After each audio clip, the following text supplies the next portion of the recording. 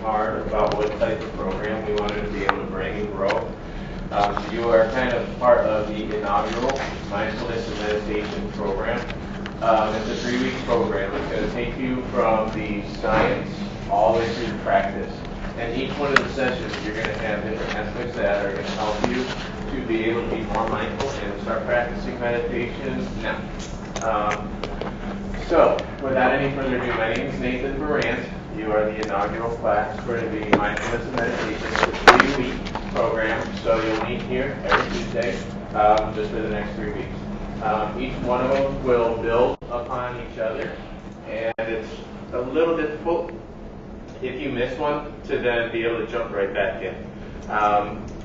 Without anything else, then we're going to go ahead and welcome Isabel Alfonsin-Vittoria. She's going to help you with mindfulness and meditation. Thank you. Thanks, Nathan. Thanks, everyone, and everyone else who's viewing and listening. Happy holidays.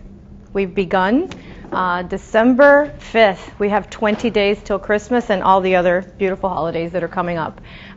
For us in DHR, yesterday I challenged the Department of Human Resources to a 21-day compassion challenge. So in light of that, I think this will come also as a personal challenge to all of you. I hope that we can get this done, within the time frame. If there's any questions, anything that you would like to follow up on, don't hesitate to either email me or call the office so that we could go into anything, because it's a lot of information and not a lot of time.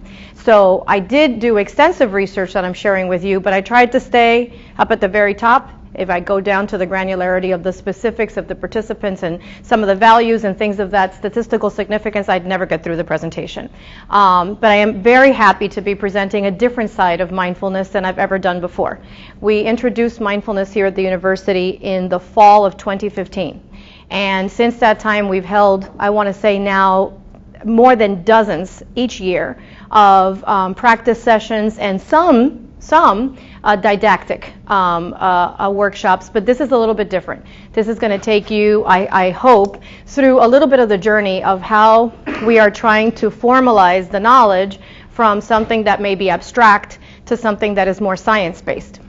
And I thought it was really timely, because this was a choice that we made in the Wellness Committee to pick this topic, and I felt that it was very affirming, and I'll show you why, when I realized that it was not just in our minds, but in the minds of the people in the field. So much so that I brought proof for you. I don't know if you've seen this in any of the stands anywhere that you shop or that you frequent, but this is the December issue of Time. And you'll notice that it says Mindfulness, the new science of health and happiness. And yet we had made the decision to do this a few months back, so I'm very proud of ourselves for being, thought forward and leaders in terms of coming up with things that are good for the university faculty and staff. And then this is Mindful Magazine, which I encourage you to look into. It's very affordable, and it also exists in digital format, so that if you're not someone that wants to leave any paper trail, you might want to get their digital version. And you'll notice that the main article is the science of mindfulness. So again, very affirming that we were on track with what we wanted to bring to you. So what I'll share with you is going to be a compilation of the top leading research in the field and kind of why it started and where it's going. So what we're going to cover is going to be the origin of mindfulness, the definition of mindfulness, the practice of mindfulness, the science of mindfulness, some of the benefits, and then I'm going to leave you with a challenge. I always like to throw a call to action at the end of all my presentations. For those of you that are not yet practitioners or are toying with the idea, at the end I hope that I have provoked enough of your curiosity that you might want to give it a try. So, the roots of mindfulness, as I started to peel the onion, took me very, very far back. Obviously, if you've done, any reading, mindfulness comes from a lot of different sources of different religious and secular traditions. Everything from Hinduism all the way to Islam, which a lot of people don't even know a lot about, but it goes back quite longer than people realize. And what I thought was important about bringing that up is that no one thought that when these practices were first begun from a religious standpoint, that they would eventually have a scientific relevance. And that's what I find, so lovely, that what was maybe just something that was for spiritual growth now has application in many, many other ways. And so I'm going to take you now to maybe, I want to say, the principal pioneer who brought the knowledge from many thousands of years ago into current day application. Dr. Jon Kabat-Zinn. If you want to get to know him better, he has dozens of presentations on YouTube. Many are hours long because he is an academic and has a lot of different presentations out there for classes and things of that nature. But I will show you one that is very brief. This is his definition. Mindfulness is awareness that arises through paying attention on purpose, in the present moment, non-judgmentally. It simply means being. And if we stop to be without any other interruptions, without any other distractions, we have the opportunity to be in the moment with ourselves. And I like his very simple follow-up definition. It's about knowing what's on your mind. And you might say, well, I always know what's on my mind. I don't know. Do you? You're probably hearing a lot of your thinking. And maybe you would say, well, my thoughts are me. Are they? Are your thoughts you, or are your thoughts information, data, things that come in, inform you? Do you not have a say in what you do? Or do you just do what you think? So, provocative, right? He's saying it's about knowing what's in your mind, just being aware. That doesn't mean giving any label to what's in your mind, ascribing any definition. It's just knowing what is there. Because we find in other studies that we are distracted so often that we're not even aware of what we're doing. And the best example I can tell you that I'm sure you can all relate to is driving into work every day. Which, if you've been coming to this institution for a period of time, maybe you've stopped thinking about what roads you take because you do it every day. Have you ever gotten here, parked your car, and at the end of the day not remember precisely where you left it? Because I see that happening in the elevators often, where people get off on the second floor and then they go back and they go, I thought it was the third. And it was because we do this all the time, but we're not aware about what's on our mind. We're so focused on the next thing that we're not even paying attention to the moment. So that is the meaning behind that. And to give you a little bit of background on Jon is to some people's surprise, not a psychologist. He's not a psychologist. He's not what I would say a traditional doctor. He is an MIT grad from molecular biology.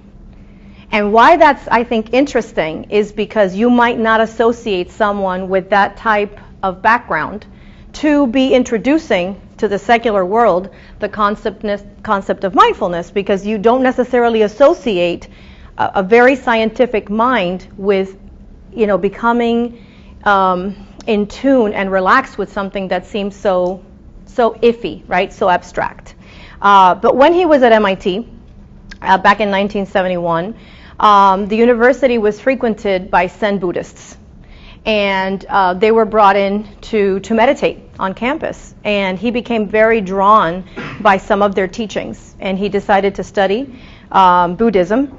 And in his pursuits, he also became very tempted to play with it in his work. And so I brought with me one of his studies that he did, and it was what prompted him to teach mindfulness in a very different way. So he did a study, a 10-week stress reduction and relaxation program to train chronic pain patients in self-regulation. If any of you are familiar with any type of pain, it can be very debilitating. So these were individuals that had chronic pain, that had found absolutely no way to help themselves, and for whom medication was not working. So basically treatment resistant, medication resistant. And it was 51 chronic pain patients who had not improved with traditional medical care. The dominant pain categories were low back, neck and shoulder, and headache. Facial pain, angina pectoris, and non-coronary chest pain, and GI pain. So a variety of disorders. And at 10 weeks after they had gone through the program, 65% of the patients showed a reduction of greater than or equal to 33% in the mean total of their pain rating index. Now, if you've been on a lot of pain and something that is non-invasive reduces it by a third, you want to pay attention, right? Because we all know the downsides of becoming dependent on pain medication, right? The number one problem, a drug of choice in the workplace is opioids. So when you find that there's an alternative, right? And that was very titillating to him, and he decided to make many other efforts to prove that mindfulness was successful. The other finding is 50% of the 51 participants showed a reduction of greater than or equal to 50%. So a lot of medical symptoms that were reported had lessened. That's significant. To maybe bring it to life, I'm going to let you hear it directly from him. Mindfulness is actually a way of connecting with your life. And it's something that doesn't involve a lot of energy. It involves kind of cultivating attention in a particular way. So the way I define it is it's paying attention on purpose in the present moment, non-judgmentally. And then I like to add sometimes as if your life depended on it, because it does. Attention is the faculty that allows us to navigate our lives in one way or another and to actually know what's happening or know that we don't know what's happening and find ways to be in a wiser relationship to things that are going on in our lives than being at the mercy, say, of our own emotional reactions and crazy thoughts and fears and so forth. So it's paying attention on purpose in the present moment, non-judgmentally, as if your life depended on it. So paying attention to what, you might ask? Well, it doesn't actually matter. It's the attending itself that's important, more important than what it is that you're paying attention to. But that said, if you start to pay attention to how much attention we pay to anything, you begin to notice that the mind is all over the place. It never sits still. It's got this idea and that opinion and this reaction, and we spend a huge amount of time planning and worrying about the future, and a huge amount of time reminiscing about the past and who did what to whom, or why it worked out this way, or why it didn't work out this way. And the present moment, which is the only time that we're ever alive in, the only time we could learn anything, express any kind of love or emotion, the only time we could be in our own body, the only time we can see or hear or smell or taste or touch or communicate, is now. And yet the present moment gets completely squeezed out by all of our preoccupation with the future and the past. When we start to pay attention to our own mind and our own body, it's like reclaiming your life. Mindfulness is not a technique, although there are many, many different ways to cultivate mindfulness. It's actually a way of being embodied, being in some sense in equilibrium with the comings and goings of the outer world, and even the comings and goings and the ups and downs of having a body, which of course has its wonders and is also at sometimes seriously problematic when we're dealing with health problems of one kind or another, or things that can happen to the body. And as long as we have this capacity for awareness, why not develop it? Much of the time, if you think about our educational system and how we grow up, we are trained more and more and more to get into thinking. And thinking is wonderful stuff, very powerful. Some of the greatest achievements of humanity come out of thought, and out of imagination and out of creativity. But the other piece of it that's equally as powerful as the capacity for thought is the capacity for awareness. But we get no training in awareness and attention, huge amount of training in thought. So a lot of the time when we get into bed at the end of a long day, we can't deal with our thoughts, then we can't sleep. They just kind of perseverate over and over and over again. The same thoughts. We want to shut them out. The more you try to shut them out, the more they come in, and pretty soon you don't get to sleep, or you wind up with, basically chronic anxiety or some kind of condition or other. Depressive rumination can spiral you into depression, a little bit of sadness, and then that triggers this kind of perseverating constantly. What's wrong with me? Why don't people like me? Why didn't she look at me? Whatever it is, these are all thoughts. I'm no good. I'm too old. My life it's all downhill from here. All of those things, they're only thoughts, but most of the time we think of them as the truth. So what mindfulness does, in a way, is it embraces the actuality of the mind, the heart, the body, and our relationality with the outer world, and gives us new degrees of freedom to navigate the ups and the downs and the ins and outs of our relationships with life, with other people, with our own aspirations and our own fears, and also, and most fundamentally, with our own body. Now, most of us don't want to go anywhere near our own body except under very specialized circumstances at particular times. It seems like, wow, it's wonderful to have these bodily experiences. But a lot of the time, we're just pretty much up here. Thinking, and really believing so many of these thoughts as the truth that we wind up in a very narrow band of what's actually possible for us in terms of our human experience.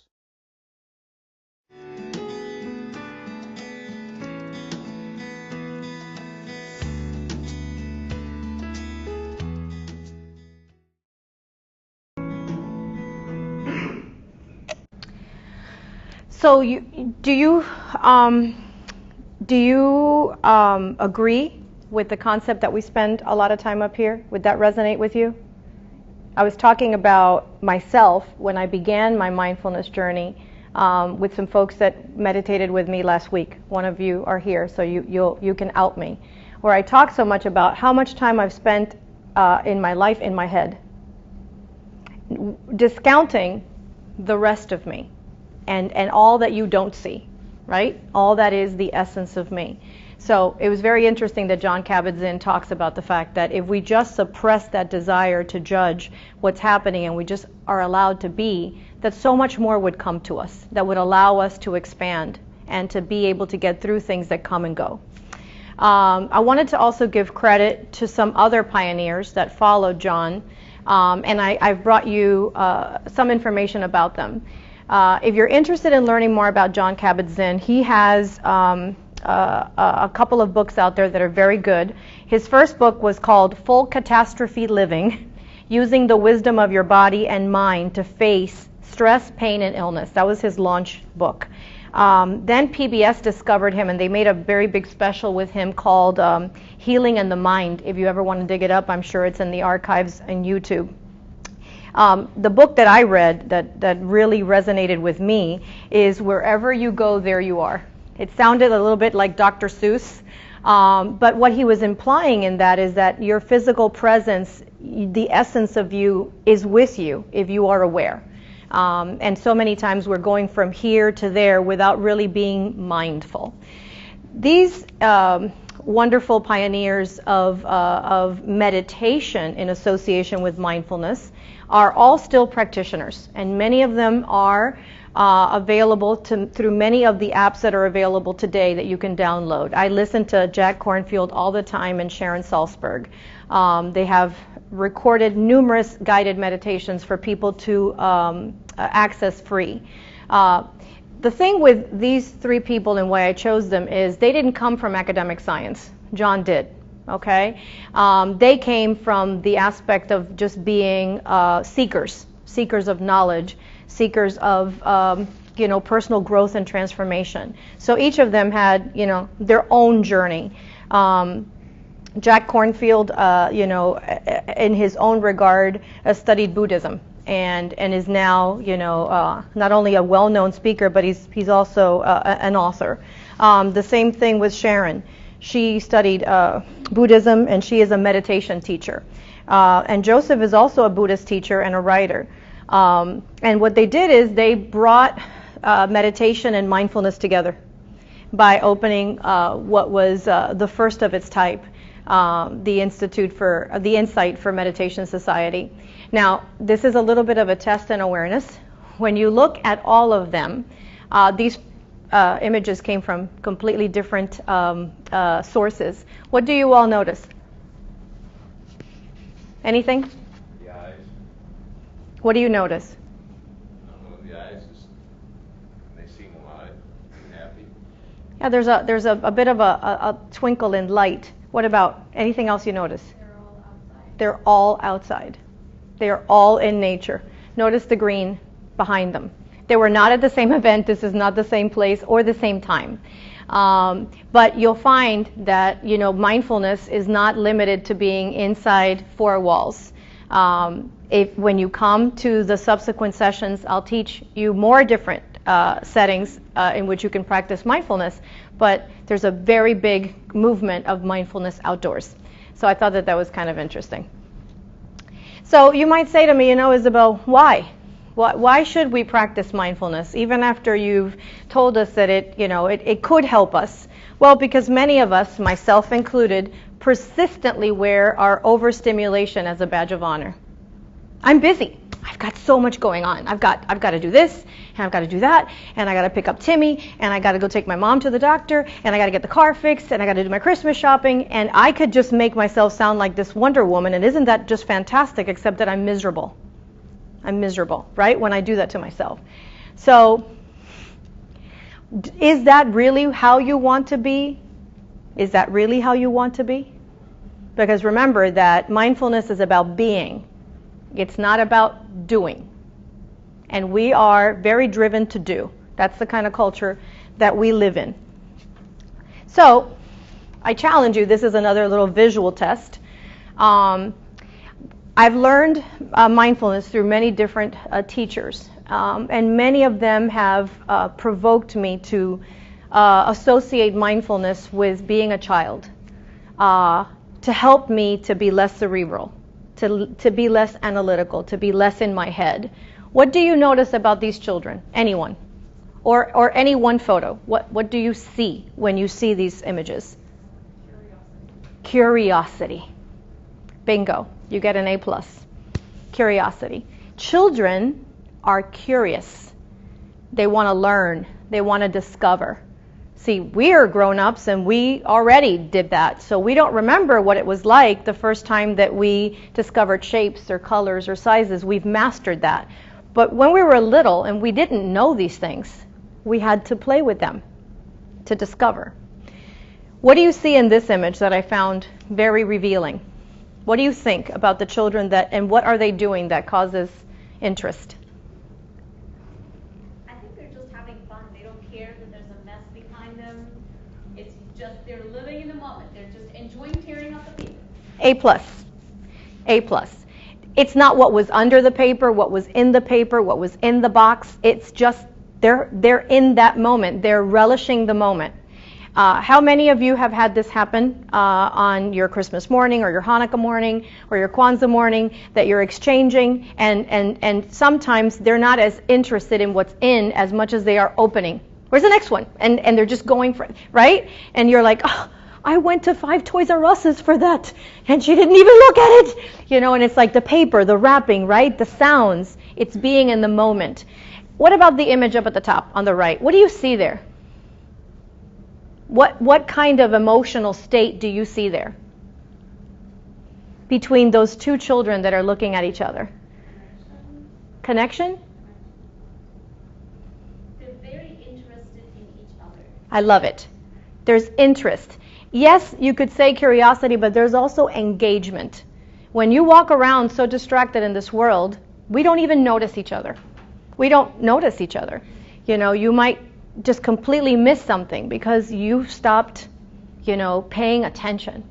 So this is really to reflect that the wonder that we started out with kind of gets lost along the way with the hectic, pace of our life, the pursuits, our goals, our objectives, our tasks, the people that we're responsible for, and we stopped noticing what was there because we're no longer engaged.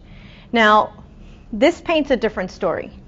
And I could say that if you fast forward to however many years, these children, if they didn't maintain their state of wonder, could end up in what I'm calling a state of worry. And so what do these images tell you? What do you see? For example, what do you see in her? Stress. Interesting. Seems worried about something. Huh. Or pondering something. Mm-hmm. There's certainly something going on, right? Something's not right, but she's out there just kind of. What about the young man sitting on the porch step? Seems pensive. He's pensive. He's also alone. And I don't know if you noticed this, but there's a bike right behind him. And he could be going anywhere, but he's just sitting. And then this one I thought was really a very good depiction of what any one of our work days here could be. I study behavior, so I can't help myself. But when I come in the morning, I'm looking at our entrances. I see my own. That's my first moment of attention. I've said that to many of you who know me. I'm in the present. I come in and I enter, and I'm very aware of how I'm coming in and what I'm bringing. And I look at other people, and sometimes it's like a blur. But on the days that I'm not aware, I am exactly like that. And I already start out my day differently when I forget to pay attention because I'm too busy worrying.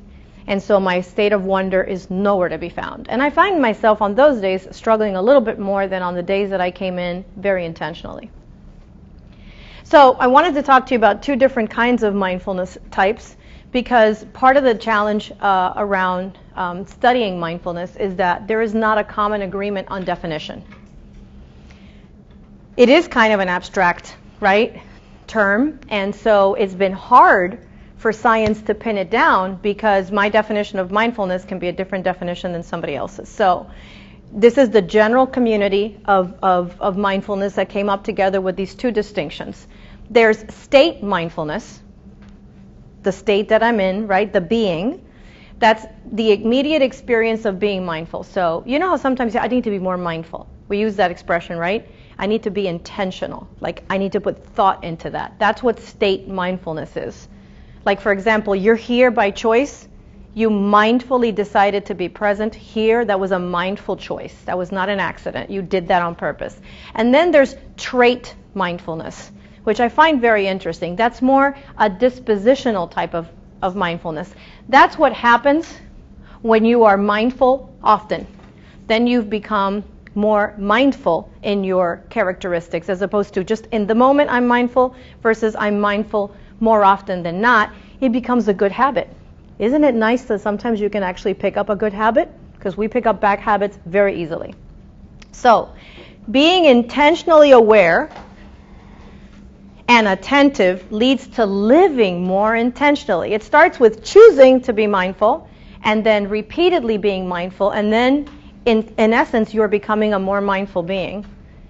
And I want to paint this picture clearly for you so that you can also begin to see that it doesn't happen like that. It doesn't happen like that. Okay? It's a continuum of practices over time. And I don't just mean meditation. I just mean being more aware. When you walk in a room, being aware of that room as an example. When you are invited to something and you're having, how do you respond, being mindful? So different scenarios, right? Your child asks you for something they can't have. How do you mindfully respond to that?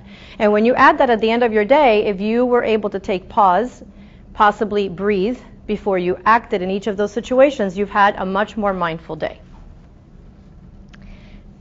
Mindful, continuum, ongoing, right? It's okay every now and again not to get it right, but the goal is to keep trying.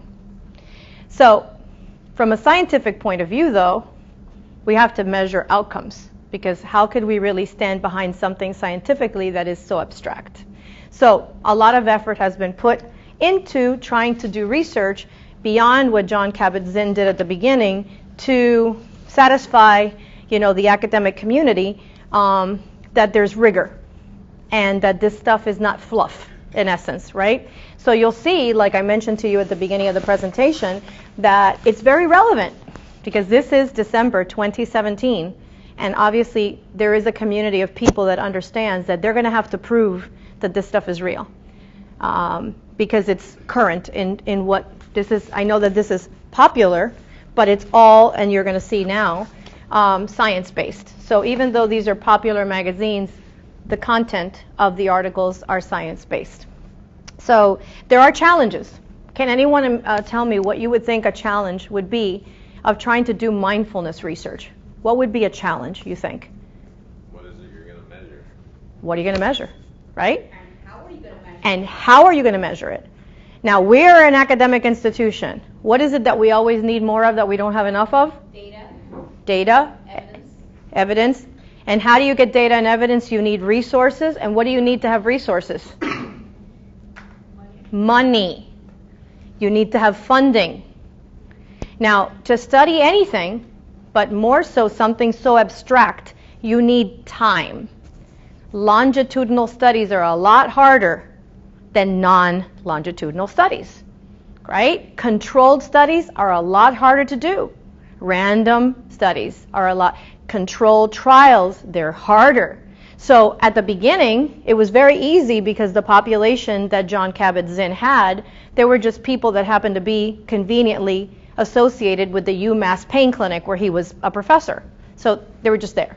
But if you're going to go out there now, you're going to have to do IRB, you're going to have money, you're going to have to put, people, you're going to have to watch things. It's going to take time. So you might say, well, are we doing it? The good answer is yes, we are. We are.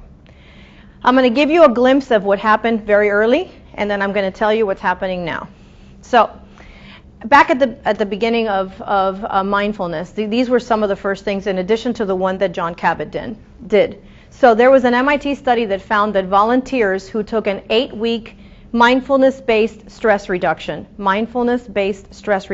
is known as MBSR, which is what Jon Kabat-Zinn created, had a greater ability to focus on their sensations. They could feel more. They were more aware of what they were feeling. Now you might say, why is that a big deal? Well, if you have pain, sensations are critical. So being able to feel. A University of Wisconsin study showed that only 10 minutes, just 10 minutes of breath counting, that's 1, 2, helped offset the damaging effects on concentration of heavy-duty multitasking. Any multitaskers here? Come on. Come out. From I knew it. And how does it feel when we're multitasked? Don't you get that anxiety build up, the tension in the T back here, right? We were not built for multitasking. Huh? We were not built for multitasking. We weren't. As a matter of fact, we weren't. And you're 100% right. The brain was not wired for that, which is why we misfire and we have typos in our emails, And you want to laugh? What a ridiculous society we are. Remember when the iPhones came out and the other smartphones that we stumbled? Because some of us were BlackBerry, transitional people, and some had never. And I don't know whether you went through any of this or you had any colleagues or friends or family members like I did that when we first started going into the smartphone world, that people would have underneath their signage, sorry for the typos. Did you ever see that? Where people would sign it, sorry for the typo, because we can't be mindful, so we even have an apology for why we can't type fast enough. Shame on us. So just 10 minutes of breath counting made a big difference in feeling less stressed after multitasking. At the University of California, Santa Barbara, a study revealed that merely 8 minutes, just 8 minutes, okay? And for those of you that have done mindfulness with me, we've gone as high as 20, okay? Improved concentration and reduced mind wandering, okay? It also helped with working memory. Does anyone know what the definition of working memory is? And why we need it? It's a trick question. Working memory is our short-term memory, is where things sit before they become long-term. And if we're distracted, stressed out, and our working memory is not working, what do you think is going to happen to that data? It's going to be gone. And when you try to recall it, nowhere to be found. Have you been talking to someone at any point, personally or professionally, where you were distracted and they were telling you something and you were not focused on what they were saying, and when they were done, you had no idea what they told you? and then you were too embarrassed, and you nodded, and then you walked away going, oh my God, I don't know what he said. I don't know what he wants. I don't know how he's going to get it, but I don't know that I can give it to him because I don't know what he said. And you're smiling. You're very happy until you get to your desk and you go, okay? So if it helps you with working memory, I don't know. You have a believer in me. At the University of California, Santa Barbara, researchers found that one group of students that underwent a 2-week course in mindfulness training boosted their scores on their GREs by more than 30%. If you want to get into grad school, when many of us have been there and done that, if you can improve your score by 30%, that's pretty rocking, okay? That's awesome, just with 2 weeks of mindfulness training. And then at Emory, this one was cool. Researchers gave volunteers an 8-week course on mindfulness training. Then they showed them upsetting photos to see how they responded. And, I mean, really graphic, ugly photos. There was a significant lowering of activity in the amygdala, the part of the brain that triggers the fight or flight response. That means we had, in essence, relaxed them enough that the photos didn't agitate a part of the brain that's supposed to fire. They were mellow. And then in conclusion, this one was also tremendously interesting at the University of Wisconsin-Madison. Volunteers were a part of a study that went on for 2 weeks, and they were teaching compassion meditation. And for some of you that have been to my compassion training, this is where compassion meets meditation. I love that study. And they had their brains scanned while they looked at images that were shown to them to see if they could feel empathy. And then they played a game in which they had to decide how much assistance to give victims who'd been cheated by a crooked dictator. And what they learned is that the victims who had gone through the training donated twice as much money to the victims than a control group. So it actually does work in your brain. It was able to evoke more empathy because you were more mindful and were able to be of greater help to these perceived victims. Now, there's some evidence that short-term mindfulness can decrease inflammation, and longer, more intensive mindfulness can increase telomerase. Telomerase is the part of the DNA that actually slows down your cellular aging. You see where we're going more medical and more scientific? So we were able to mellow out. Some people were less stressed. Some people were breathing better. But now we're actually going into the body. And remember what Jon Kabat-Zinn said at the beginning? You know, being aware is being able to be in touch with what's happening in the mind as long as you remain aware that there is a body. So now mindfulness is being tested more so in the physical health and not just the psychological health of the person. So these are some of the lessons that were learned from the earlier part of the research. Like the brain and the light bulb? The best studies in the field primarily focused on just psychological distress. How can we get that to be a little bit better? But the results were not as promising in the medical research field because we didn't have a definition, there was a lack of funding, there was a lack of focus, and there wasn't a lot of science yet. So recently, researchers have begun to take a closer look on the impact of continued meditation because now we have more meditators. And so at the beginning, there was no population to really study. People were just experimenting. But now that there's more people meditating, there's much more practitioners, if you will, to study. And so now I am super psyched because this is a field that I love. There are much more studies in the neuroscience space than ever before, which is basically the marriage of, you know, the science and the psychology of the brain. So to give you, I hope, a wealth of knowledge and not bore you, I decided again to stay up here. But these are the brains of the brains. These are the folks that are and have been for the last 17 years, been doing all the research on mindfulness that is relevant and that there's literature to support their findings. And I'm going to tell you just a snippet about what everyone is doing. And I'm also giving you a tidbit of what they're going to work on next so that you can have an idea of where this is going. So at UMass Medical School, we have Dr. Brewer. And his body of work has been in an area very interesting to me, addiction. So here's a population that by nature is very challenged with the complexity of the disease. And he's discovering how mindfulness can help addicts by using neuroimaging techniques to reveal how it affects the brain. So again, we're now going more medical. And developing mindfulness also to help people to quit smoking and handle food cravings, all addictions, so not just a substance, right? Because what is the brain doing? It's compulsorily wanting to use. Mindfulness can help you to inhibit that behavior. He's now working on something that I think is going to be very cool, because you know how we're all going very digital.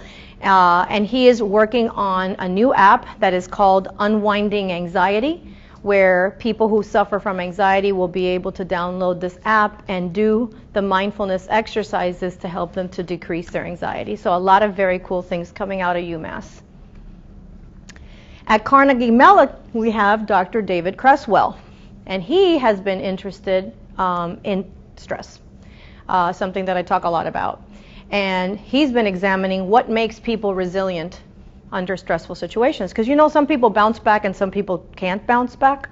It really affects them.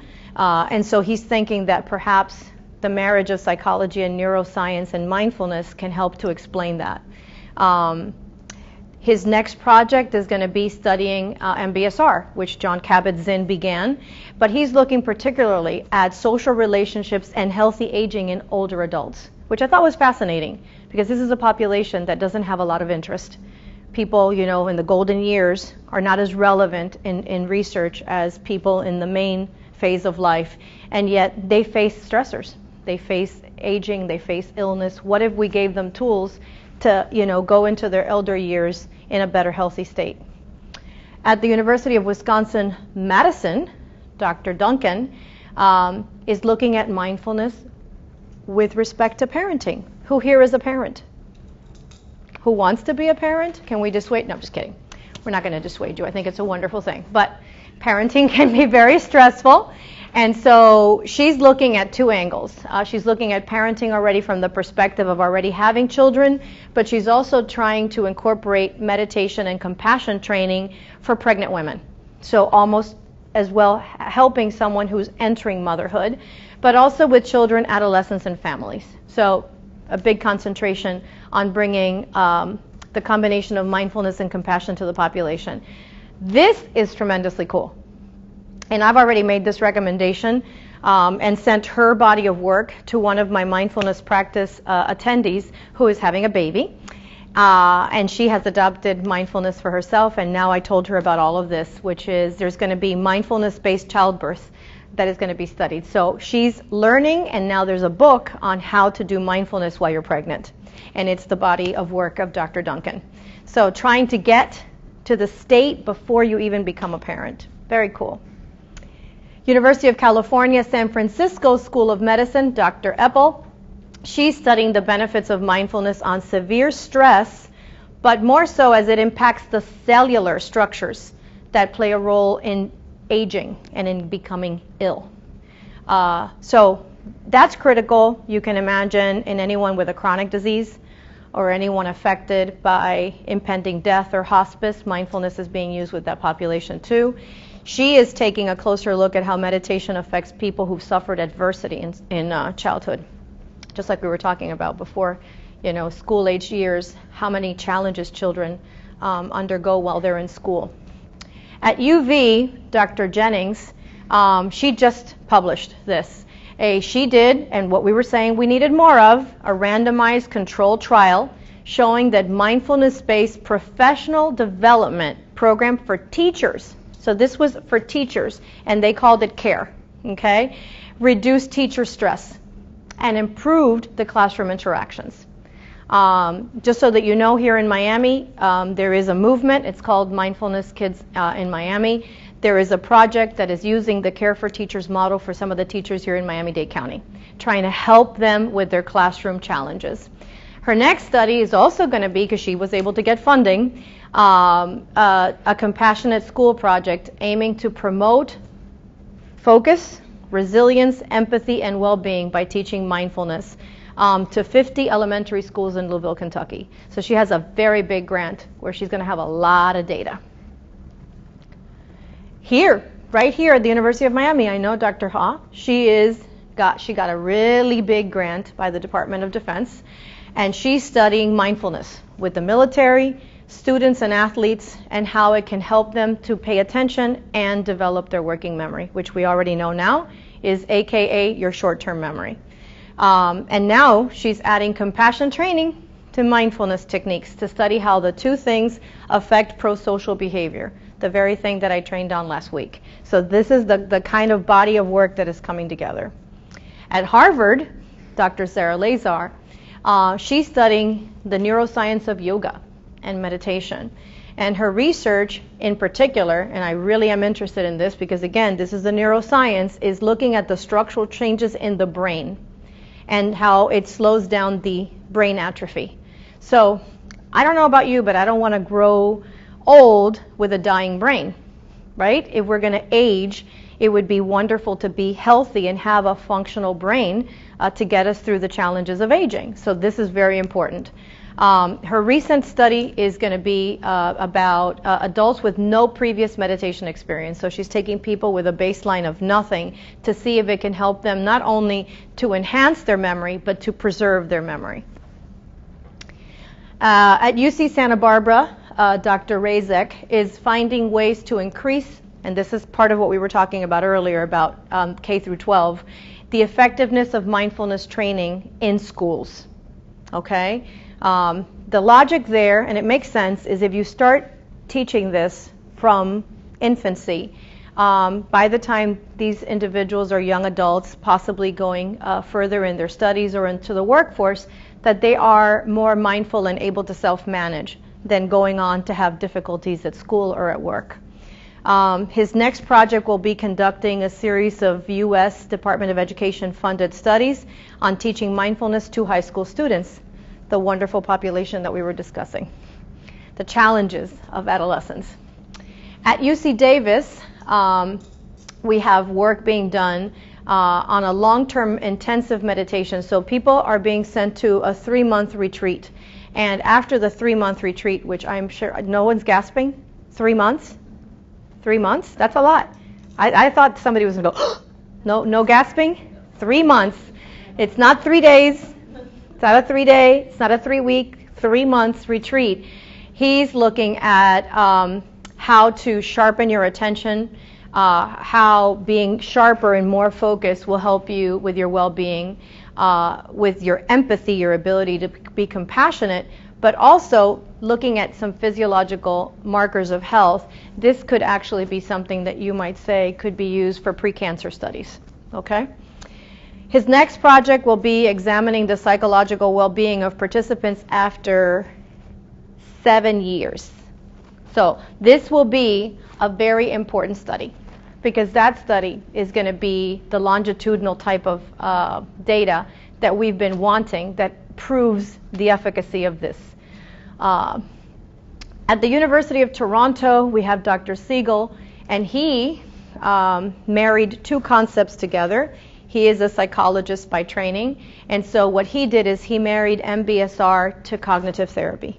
And I myself am a cognitive behavior therapy trained psychotherapist, and he thought, how could these two things not work in concert, especially with the population that he was helping, which was people that were depressed. So he's seeing very promising work with mood disorders. He now got a really great opportunity to conduct a study with a very large HMO. That's a health management organization. And they're going to be adding a digital platform to the health plan participants of that HMO who have a diagnosis of depression. They'll be able to go to their app and get MBCT right on their smartphones or on their tablets or on their desktop to help them. I think this will prove very, very helpful. So I've given you a lot of information, and I can't imagine that you're going to remember it all, but I want you to know that at this point, this is the number. 4.3 million, okay, here in the United States. The survey was done in 2012. I can tell you that the survey is underway now, which is why I don't have a more recent number. This was done by the CDC. And I think that it's a very promising number when you think about the fact that this is something that is abstract, that a lot of people don't fully yet understand. 4.3 million people engaging in mindfulness is very promising. And I think that because that number was from 2012, it is likely over 5 million. So, and these are just reported versus a lot of people that are doing it that haven't been surveyed, okay? So, again, why? Because people are looking for alternatives. People are tired of, the medical model, the traditional types of things that they do to find relief. So the CDC is finding that individuals are looking for what are known as alternatives, right? Looking either for holistic medicine or functional medicine. So they're going to chiropractors, they're practicing yoga, they're practicing Pilates, they're getting massage therapy. They're looking for other ways. They're eating healthier. They're either taking more supplements and less prescribed medication, but much more open to meditation than they ever were. So the trend is increasing. I think it's promising. I'm excited about it. I'm very self-disclosing about this. I think that I have been impacted personally by being able to adopt this in my life, so I really predicate it on the basis of how it makes me feel. I can only encourage you, again, to just entertain the notion, but I do find that there are no side effects. There's no downside, okay? Unlike something that you might ingest or any other behavior, this is something that there have been no findings about there being any detrimental impact to practicing mindfulness and or mindfulness meditation. So, coming close to the end, mindfulness is a tradition. Some people say it's not a technique. It is a tradition. It's a state more than it is anything that you do. Meditation is a technique. But mindfulness is a tradition that goes back as far as time can go. And people from East and West can see that there is universality, to its teachings.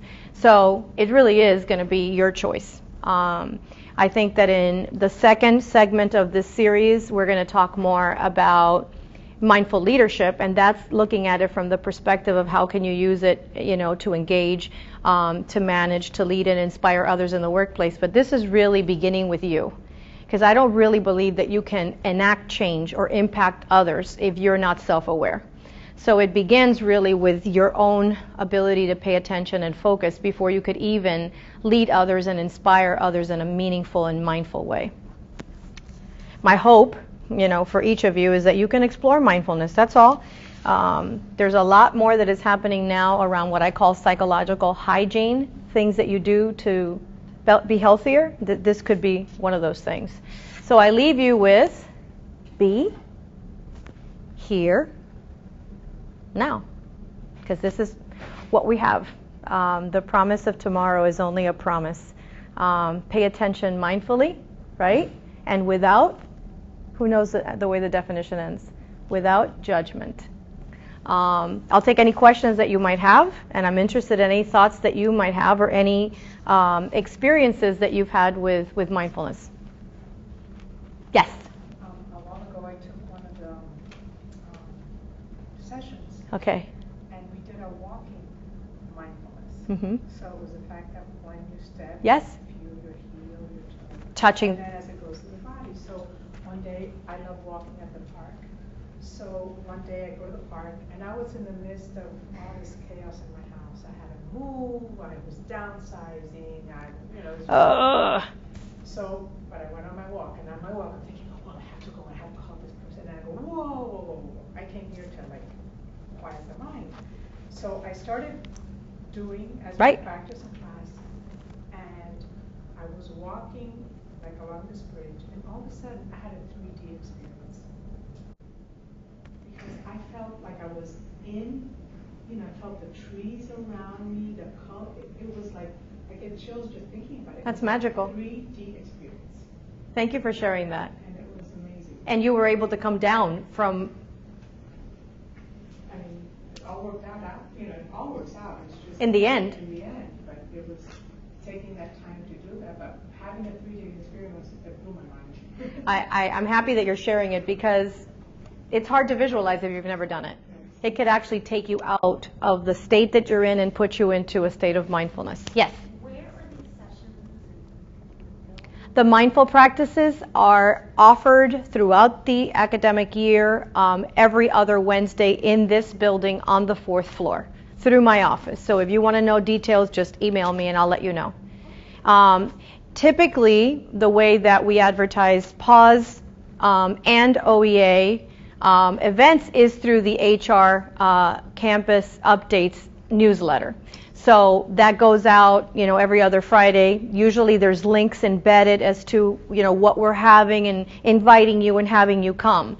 But I never discourage anyone from coming, and I make room for everyone. So even if you have not registered and you're having a last minute, just come. Just go walking. Just walk and come to the room and let your experience, reveal itself. Because it's a wonderful thing, and some of you that are in this room go, so you know what I'm talking about. You can do so many different kinds of mindfulness, but I don't want to steal the thunder of session 2 and session 3. This is just to kind of give you, I hope, a sense of what it's about. Where did it come from? What's it, where is it headed? What have we learned? What more is there to be done? And do I want to get on this train, right? It's a nice train. It looks like it's going somewhere, but I'm not sure. I hope I gave you enough information to maybe want to get you to jump on the train. And just remember, you can get on the train and you can get off at the next stop. So there's nothing that is permanent. They're just decisions that we make in the moment without judgment. So thank you for having me. I hope that I see you for the next session, which I believe is next week, on the 12th? Tuesday, same place, same time, same channel. Thank you.